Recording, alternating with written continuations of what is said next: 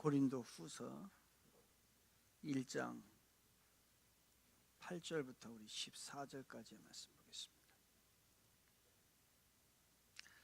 고린도 후서 1장 8절부터 14절까지인데 우리 제목부터 오늘 고난에는 반드시 원인이 있는가. 다 시작. 고난에는 반드시 원인이 있는가. 어떻게 생각하십니까? 고난에는 반드시 원인이 있어요? 이 말씀을 성경에서, 여러분의 생각이 아니라 성경에서 답을 얻어야죠. 8절부터 14절까지 이 이야기를 하고 있습니다. 제가 읽어드리면서 잠깐 해석을 해드리겠습니다. 8절 보겠습니다. 고린도 후서는 사도 바울이 고린도라고 하는 그 지역, 그 당시에 교회죠. 교회 이름인데 교회에다가 보낸, 지역 이름이면서 교회입니다. 보낸 두 번째 편지죠. 후서니까요. 8절입니다. 형제들아, 우리가 아시아에서 당한 환난을, 그러니까 사도 바울이 지금 환난을 당하고 있어요. 너희가 모르기를 원치 아니하노니, 그러니까 너희가 이 고난이 뭔지를 깨닫기를 원한다는 거예요. 그런데 그 고난이 힘에 겹도록 심한 고난을 당하여, 사도 바울이 힘에 겹도록 죽을 만큼 힘들 고난을 당하여 살 소망까지 끊어지고 죽고 싶었어요. 그 고난 때문에. 사도 바울이, 믿음의 사람이. 9절. 우리는 우리 자신이 사형 선고를 받은 줄 알았어요. 이러다 죽는구나. 그냥 그 죽음까지 갔다는 얘기예요. 죽음의 그 기분이었다는 거죠. 이는 우리로 자기를 의지하지 말고. 그 이유는 뭐예요? 그렇게 고난을 주신 이유는 자신을 의지하지 말라는 거예요. 그 고난 자신이 해결 못한다는 거예요. 오직 죽은 자를 다시 살리시는 하나님만 의지하게 하심이라. 이거 깨닫게 하려고요. 10절. 그가 이같이 큰 사망에서 우리를 건지셨고 또 건지실 것이며 이후에도 건지시기를 그에게 바라노라. 11절. 그래서 우리 어떻게 해야 돼요?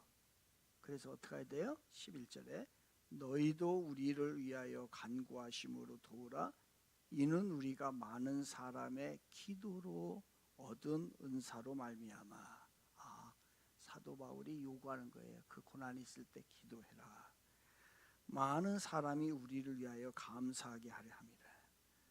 12절 기도하고요. 그리고 12절에서 우리가 세상에서 특별히 너희에 대하여 하나님의 거룩함과, 고난당할 때 여러분 거룩함 잃어버립니다. 그래서 거룩해야 되고요. 거룩함과 진실해야 돼요.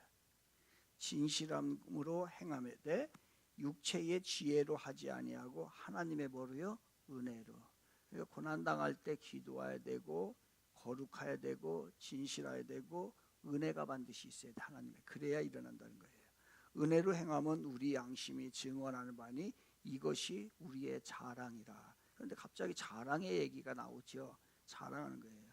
13절 오직 너희가 읽고 아는 것 외에 우리가 다른 것을 쓰지 아니하노니 너희가 완전히 알기를 내가 바라는 것은. 14절 너희가 우리를 부분적으로 알았으나 우리 주 예수의 날에는 너희가 우리의 자랑이 되고, 또 자랑 얘기가 나오죠. 자랑으로 결론을 맺어요. 우리가 너희의 자랑이 되는 그것이라. 아멘. 이 말씀입니다. 이 말씀이 답을 주는 거예요. 그럼 다시 한번 제목 봅시다. 고난에는 반드시 원인이 있는가? 있어요, 없어요? 지금 읽었잖아. 답을 줘도 몰래? 그러면 설교 한번 가겠습니다. 이 문제를 이제 하는 거예요. 요즘 사람들 가운데 정신적으로 지쳐 있어요. 기지야.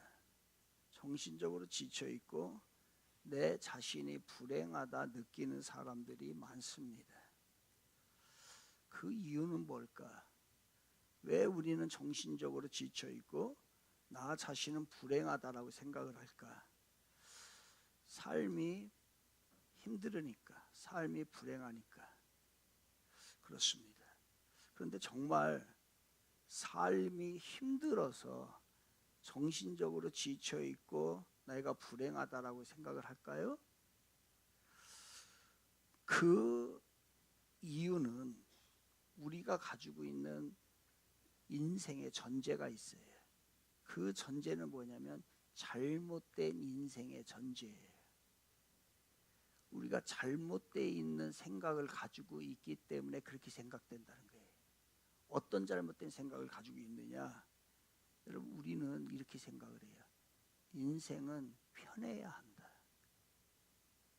편하게 살아야 한다라고 생각을 해요. 맞아요, 틀려요?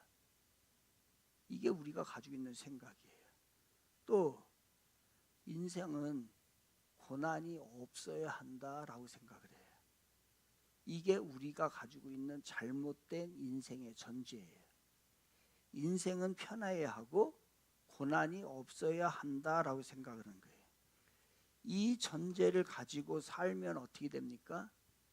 이 전제를 가지고 살게 되면 진리가 내 앞에 있어도 그것이 아무리 진리라고 한다 할지라도 내가 불편하게 느끼면 그것을 받아들이지 않게 되는 거예요. 왜? 내가 불편하니까. 어려움이 찾아오면 반드시 누군가가 잘못이 있구나라고 잘못을 찾기 시작합니다. 고난을 겪게 되면 그 고난이 어디서 왔지라고 하고서 그 원인을 캐게 되는 거예요. 왜? 우리들의 잘못된 인생의 전제는 인생은 편해야 되고 고난이 없어야 되는데 그것이 왔어요. 그러니까 우리는 그것을 찾아가게 됩니다. 그러면 이게 우리들이 가지고 있는 인생의 전제들이고 우리가 그렇게 생각하고 있는 겁니다. 그럼 이게 맞는지는 성경을 맞춰봐야지. 성경은 어떻게 얘기합니까? 성경은 우리에게 고난의 의미를 새롭게 보라는 거예요. 지금 가지고 있는 그 전제를 가지고 보면 안 되고 또한 고난 가운데도 하나님의 뜻이 있다는 거예요. 이 두 가지를 깨닫게 하는 겁니다. 그렇다면 우리에게 질문이 생기는 거예요. 바로 어떤 질문입니까? 바로 이 질문이에요. 고난에는 반드시 원인이 있는가? 고난은 항상 죄의 결과인가? 그것을 우리에게 질문을 우리가 던지게 되는 거죠. 그럼 한번 이걸 풀어봅시다. 세상의 논리는 명확하지요. 잘 되면 잘한 거예요. 그리고 안 되면 못한 거예요. 복을 받으면 그거는 의로운 거예요. 다른 거 안 따져요. 복을 받았느냐 안 받았느냐가 기준이 되는 겁니다. 복을 받으면 의로운 거고 고난을 받게 되면 죄가 있는 거예요. 이게 우리들의 생각들이에요. 이거는 동서고금을 막론하고 모두 가지고 있는 바로 전통적인 우리의 지혜예요. 그래서 이거를 한자로 뭐라고 하냐면 인과응보, 그리고 뭐라고 얘기를 합니까? 바로 권선징악이라고 얘기를 하는 거죠.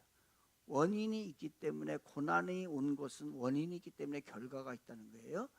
착한 일을 하게 되면 좋은 일이 일어나고 악한 일이 일어나게 되면 나쁜 일이 일어난다는 논리를 우리가 가지고 있습니다.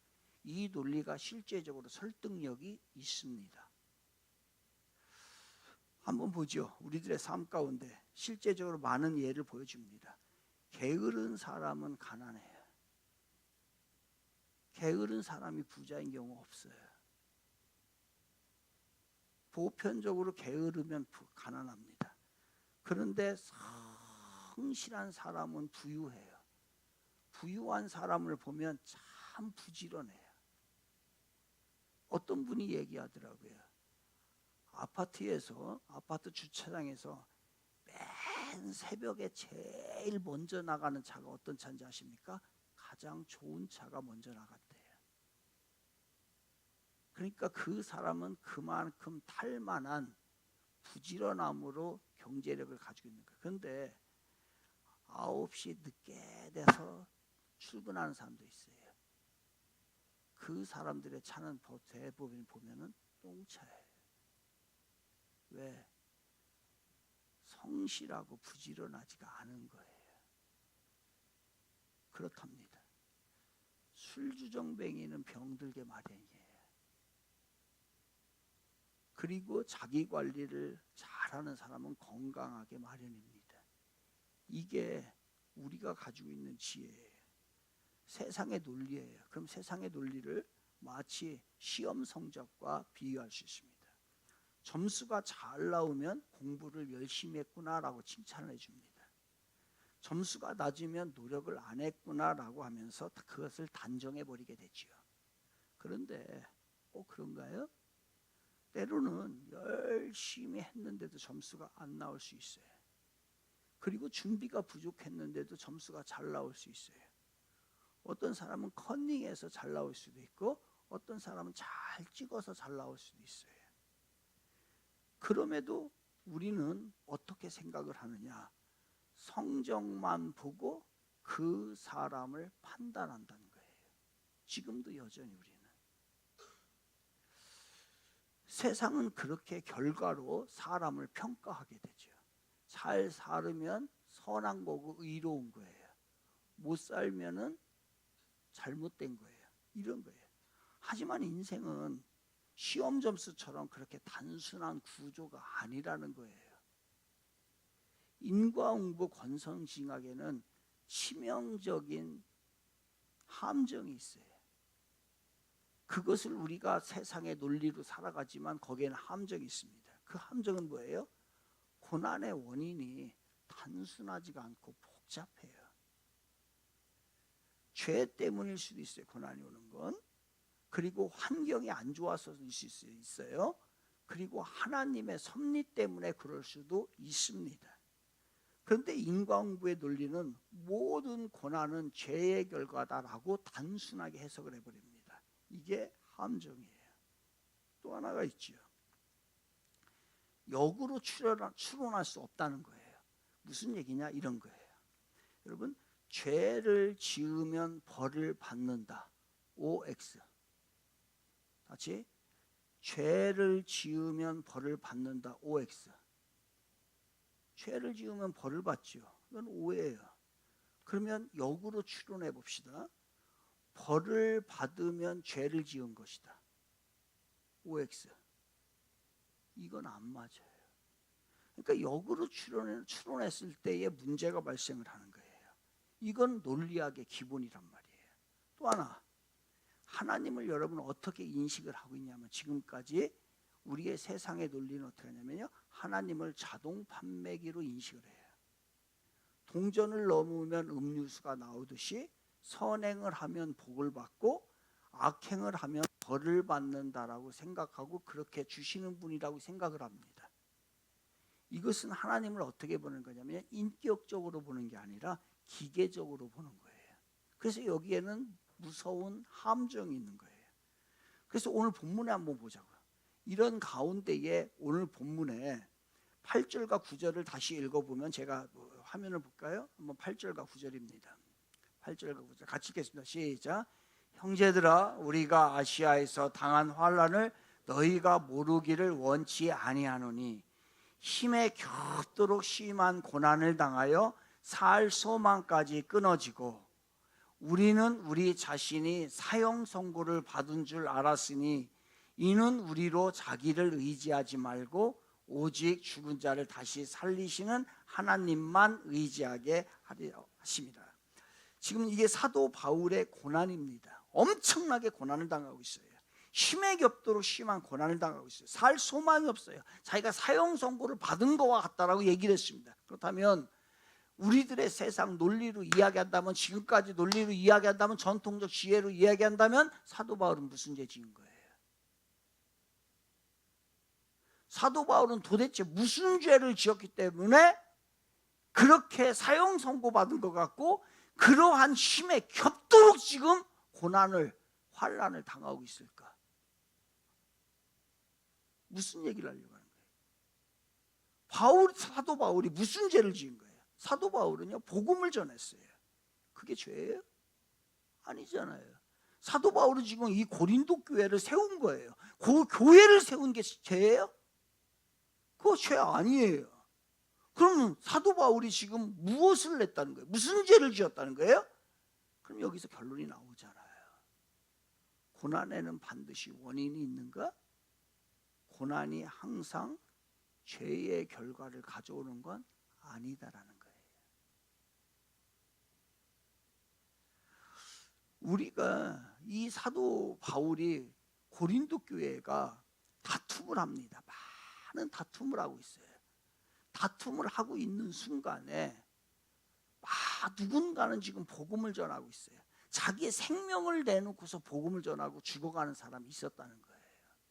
또 그들이 아무것도 아닌 거 가지고서 시비를 걸고 시비를 하는 가운데에 누군가는 복음을 듣지 못해서 죽어가고 있다는 거예요.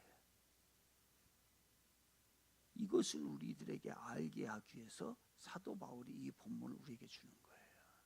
여러분,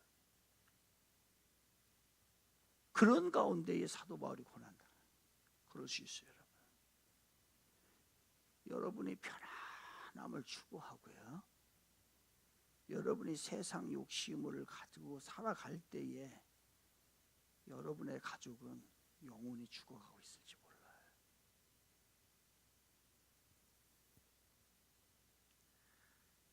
여러분이 금요 기도의 시간에 편안함을 추구하고 기도 안 해도 된다는 생각을 가지고서 살아가고 있을 때 여러분의 가족 누군가는 영혼이 파괴되고 지옥으로 향하고 있을지 몰라요.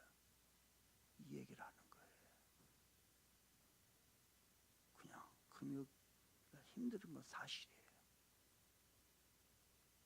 하지만 누군가는 기도해서 그 가정을 깨우는 사람들도 있어요. 어떻게 하시겠습니까? 사도 바울은 이 고난 가운데 무언가를 우리에게 가르치고 또 배울 것이 있다는 것을 우리에게 얘기합니다. 무엇을 배우는 거예요? 무엇을 배웠습니까? 그게 바로 9절이에요. 9절 보겠습니다. 9절 같이 시작. 우리는 우리 자신이 사형 선고를 받는 줄 알았으니 이는 우리로 자기를 의지하지 말고 오직 죽은 자를 다시 살리시는 하나님만 의지하게 하심이라. 아멘. 이걸 배운 거예요. 사랑하는 여러분, 사람들은 자기를 믿는 마음이 있어요. 굉장히 큽니다. 자기를 신뢰하며 살아갑니다. 내가 뭔가를 할 수 있다고 생각을 해요. 그런데 고난 한번 당해보세요. 고난 당하면 어떤 생각이 듭니까? 자신의 신념이 다 깨져버려요. 자기가 그렇게 믿던, 자기가 추구하던 욕망 다 깨어져 버립니다. 자신의 신뢰가 깨져버려요. 그리고 나서 그때서야 자신을 믿고 있던, 의지했던 것이 다 깨지고 나서야 이렇게 고백하죠. 아, 나는 아무것도 할 수 없구나. 건강이 안 좋아지고 나서야 내 건강도 내가 어떻게 할 수 없구나 깨닫게 돼요. 언제? 고난 속에서. 내 마음도 내가 사랑하는 사람 하나도 지킬 수가 없구나 라고 생각이 되죠. 그런 연약한 인생이 우리입니다. 그래서 우리는 꺼져가는 심지와 같고 꺾인 갈대와 같은 게 우리들이에요. 그런데 살다 보면 거품이 끼지요. 계속 거품이 끼. 내가 뭔가 할 수 있는 것 같고 내가 잘난 것 같고 아무런 문제가 없을 때는 괜찮은데 뭔가 내가 힘이 들어갈 때, 힘이 어려울 때는, 고난을 겪을 때는 그때서야 깨닫게 되죠. 아, 나는 아무것도 아니구나. 그게 철이 들었다는 거예요. 철이. 나이가 먹어도 철이 안 들으면 자기가 뭐 할 줄 아는 것 같아. 자기가 하려고 해. 그게 얼마나 안타깝고 참 철이 없는지 모르겠어요. 다 같이 따라합니다. 아, 나는 아무것도 아니구나. 시작. 지금 그렇게 책 읽으면 안 돼. 이거는 위대한 진리를 발견한 거예요. 그래서 나는 아무것도 아니구나 이렇게 해야 돼. 시작. 그렇지. 깨달아야 돼. 시작. 나는 아무것도 아니에요. 그래서 하나님의 은혜가 그때 필요한 거예요. 그때서야 깨닫게 되죠. 하나님을 의지해야 되겠구나. 철이 없으면, 철이 안 들면 여전히 자기를 의지하며 살아요. 근데 철이 들면은 그거를 깨닫게 돼요. 나 아무것도 아니구나. 내가 할 수 있는 것이 이렇게 없구나. 나를 회복시킬 수 있는 분은 하나님밖에 없구나. 내가 진짜 의지할 분은 하나님밖에 없구나. 이거를 철이 들면 깨닫게 돼요. 하나님이 나의 전부구나. 하나님 외에는 믿을 게 없구나. 다시 한번 고백합시다. 하나님 외에는 믿을 것이 없습니다. 시작. 하나님 외에는 믿을 것이 없습니다. 목사도 믿지 마세요. 저도 믿지 마요. 왜 믿지 마요? 나도 나를 안 믿어요. 나도 나를 못 믿겠는데 여러분이 저를 믿으면 어떻게 해? 주위 사람 보세요. 믿을 만한 사람입니다. 아니야. 못 믿어요. 아무도. 우리 인간은 그런 존재예요. 그런데요, 고생은 죽도록 했는데 원망과 불평이 나와요. 여전히 자꾸만 내가 억울한 생각이 들어요. 왜 그래요? 아직 멀었기 때문에 그래요. 아직 멀은 거예요. 그 상황 속에서도 억울해. 그 상황에서도 원망이 와, 불평이 나와. 아직 가야 될 길이 멀구나 라는 생각을 하게 되는 거죠. 고난을 통해서 인생의 진정한 가치를 발견하지 못했기 때문에 그런 거예요. 철이 안 들은 거예요. 어떻게 해야 될까? 인생은 고난을 통해서 많은 것을 배우게 되는데 고난 자체가요, 여러분을 변화시키지 못해요. 그 고난 자체가 변화시키는 게 아니라 그 고난을 대하는 태도가 바뀌어야 돼요. 그게 여러분을 바꿉니다. 고난은 많이 당했어요. 근데 안 바뀌었어요. 그거 헛고생한 거예요. 헛고생. 그래서 헛수고를 우리가 하면서 산단 말이에요. 이 고난을 통해서 무엇이 중요한지, 무엇이 안 중요한지를 그때서 깨달아야 되는데 그걸 아직 깨닫지 못하는 거예요. 그러니까 헛고생을 하는 거예요. 내가 무엇을 붙잡아야 될지, 무엇을 내려놔야 될지는 고난 속에서 우리가 알게 되는 거죠. 무엇을 배워야 될까? 그러면 고난을 통해서 또 해야 될 게 이 12절을 다시 보겠습니다. 12절 갑니다. 시작. 우리가 세상에서 특별히 너희에 대하여 하나님의 거룩함과 진실함으로 행하라는 거예요. 그리고 육체의 지혜로 하지 아니하고 하나님의 뭐로 행하라고요? 은혜로 행하라. 이걸 배우라는 거예요. 여러분, 거룩함을 잃어서는 안 돼요. 사람들이 어렵잖아요. 육체적인 사람들은, 육신을 위해서 사는 사람들은 고난 속에서 이렇게 얘기해요. 내 인생이 바닥을 쳤는데 내가 뭐 순결해서, 내가 거룩해서 뭐하게, 되는 대로 막 살아도 되지. 안 됩니다. 여러분, 인생을 그렇게 막 굴리면 안 돼요. 어렵다고 막 내 인생을 함부로 살면 안 된단 말이에요. 조금만 어려우면 아주 다 밑바닥 다 나와.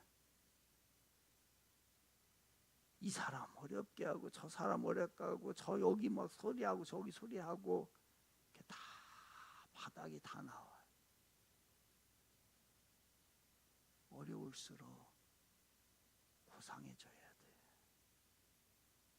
어려울수록 품위 있게 어려움을 지켜나가야 됩니다.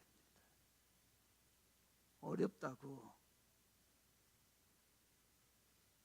막 불러 살면은 절대로 안 되는 거예요.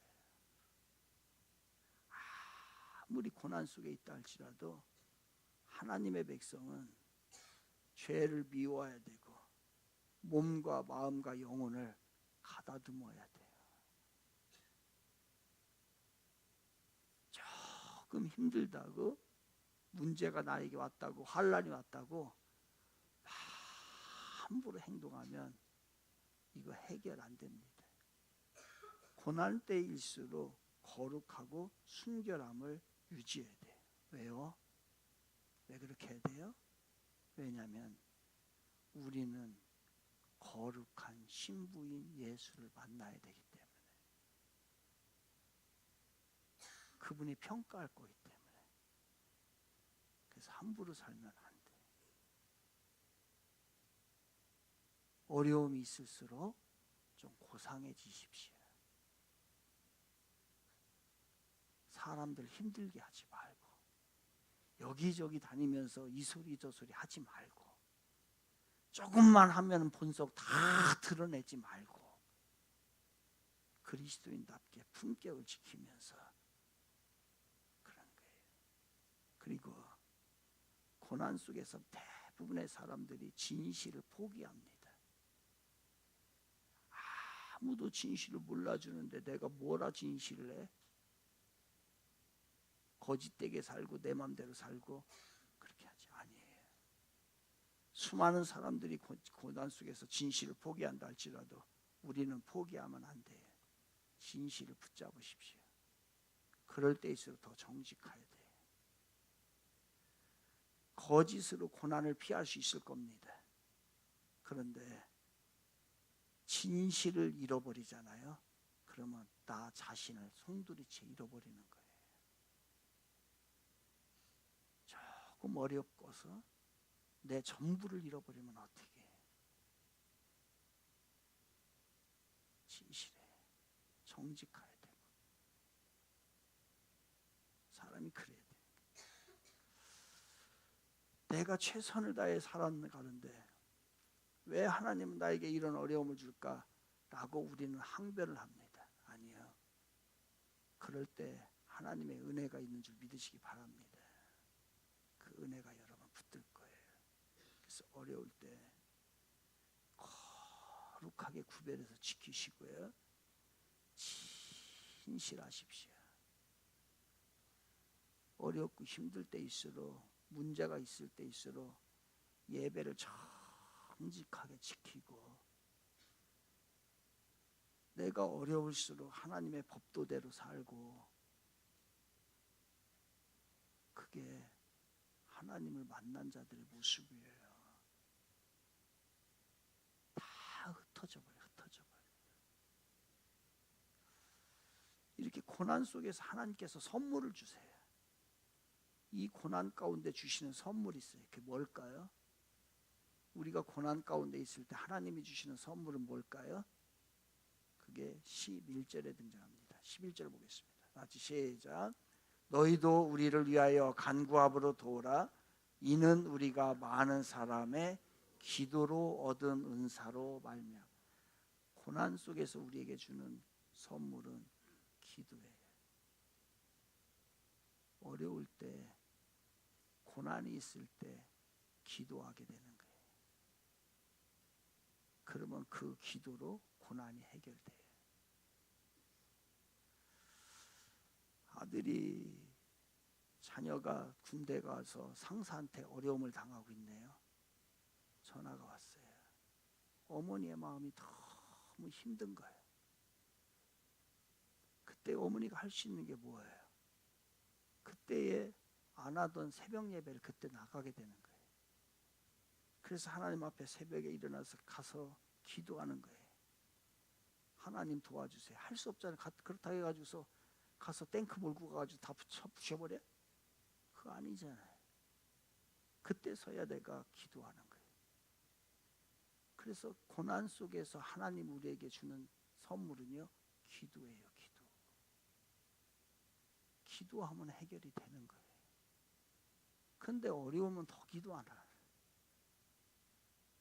아주 감정만 폭발해버리죠. 그게 바로 하나님께서 우리에게 주신 선물이에요. 기도를 통해서 그거를 넘어가게 하시는 하나님이시에요. 야고보서 5장 13절에서 이렇게 얘기하잖아요. 그래서 너희 중에 고난당한 자가 있느냐? 그는 뭐 할 것이라고요? 뭐 하라고요? 잠자라고 하네? 기도하라. 고난을 당하고도 누워있어. 고난을 당하고도 입이 안 열려. 고난을 당하고도 늘 세상에 그 자리에 있어. 그러니까 그 문제가 해결이 안 되는 거예요. 안 돼. 너희 중에 고난당하는 자가 있느냐? 뭐 하라고요? 기도하라. 기도. 선물이에요. 선물. 기도는. 기도하면 해결해 줄게. 사랑하는 청지의 성도 여러분, 올해 제가 2가지를 당부한다고 했습니다. 뉴 시즌의 스피릿이에요. 그래서 금요기도에 우리 함께 기도하자. 여러분, 금요기도에 나와서 오면 힘들지만은 기도하고 나면요, 어쨌든 간에 막 때로는 울부짖고 때로는 주여 부르고 때로는 침묵하고 때로는 뭐 찬양하고 하고 나면은요, 마음이 영혼이 개운해져요. 이래서 오는 거예요. 마치 내 안에 가래가, 내 몸에 그 목에 가래가 끓고 있어요. 계속 가래가 끓어도 그냥 가만히 있어요. 어떻게 해야 돼? 그 가래를 끄집어내야 되잖아요. 그래서 다니엘이 주여 3번 부른 거예요. 주여 부르면서 용서하소서, 내 기도를 들어주셔서 나를 살려주세요 라고 하면서 주여 불렀을 때에 그 다니엘이 살아난 거예요. 그 가래가 넘어가 버린 거예요. 뱉어진 거예요. 그 다음에 미세먼지가 가득함에도 콜콜콜 하면서도 그냥 살아가는 거예요. 그거 없애야 되잖아요. 그걸 다 맑게 해결하는 거예요. 그게 바로 주님 앞에 나와서 함께 기도할 때 그런 일들이에요. 근데 우리는 영적 감각이 없어서 그걸 못 느껴. 개운하지가 않지. 인생이 개운하지가 않은 거예요. 그리고 새벽 예배 11줄 하자고 했어요. 1월달가 끝났습니다. 2월달에 3일만이라도 다 못하니까 이렇게 나와서 주님 앞에 묵상하고 기도하면 올 한 해에 하나님의 역사가 임하지 않겠냐 이거예요. 그게 바로 고난 때 우리에게 주시는 거. 선물은 뭐냐면 기도예요.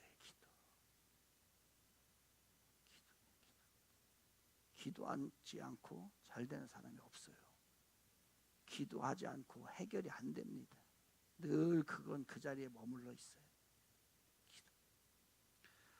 그런데 갑자기 14절 다시 한번 읽을까요? 14절 같이 시작. 너희가 우리를 부분적으로 알았으나 우리 주 예수의 날에는 너희가 우리의 자랑이 되고 우리가 너희의 자랑이 되는 그것이라. 아멘. 근데 갑자기 마지막에 가서 자랑 이야기가 나와요. 이게 뭐 생뚱맞게 자랑이 나와요. 뭔 얘기일까? 그 모든 것이 지나면 하나님께서 여러분을 어떻게 만드신다는 거예요? 하나님의 자랑거리로 만들겠다는 거예요. 자랑거리. 인생의 모든 고난 속에서 하나님을 진심으로 의지하며 경외하고 그 고난 속에서도 거룩함과 진실함과 은혜를 경험하고 하나님 앞에 정말 힘들면 기도하고 나아가면 하나님이 어느 때 돼서 그래 자랑스럽다 네가 너는 나의 자랑거리야 라고 하면서 면류관을 우리에게 주는 거예요.